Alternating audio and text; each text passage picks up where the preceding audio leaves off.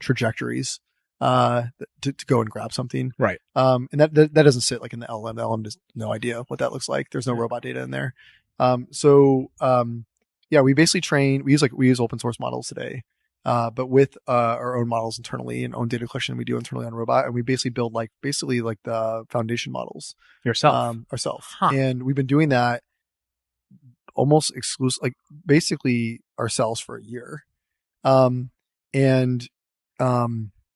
We think we're the best in the world at doing this on robotics. I don't think there's anybody that's demonstrated better AI learning on robots than we put up publicly. And that's because of the proprietary data you're collecting. The vertical integration we do all the way from the actual hardware layer all the way into the AI neural network inference is all customized. We basically are designing boards and a hardware and actuators to better serve our neural nets. Right. And we can recursively make that better. And it got to a point where we were interviewing people and they're like, oh, OpenAI does your AI.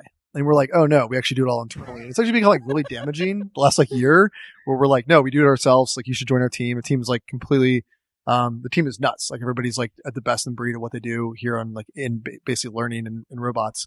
And I think what's really happened here is really quite interesting. Is a couple of years ago, you could make an argument that the AI was the proprietary data set. Yes. And the robot hardware was super commoditized. You don't want to be in the hardware business. It's for robots.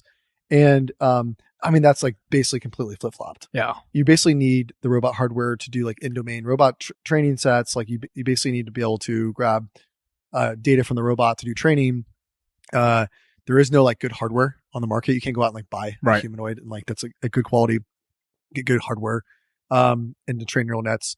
So basically what we were left to do is basically build really incredible hardware from the ground up.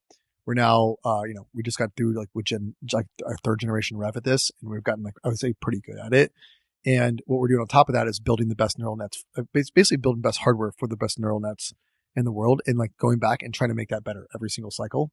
And the next cycle we do will have massive improvements in robot hardware that will make the neural nets much faster and smarter and better performing. And you have two different groups in the space. You have in the landscape for this, you have a group of folks that are trying to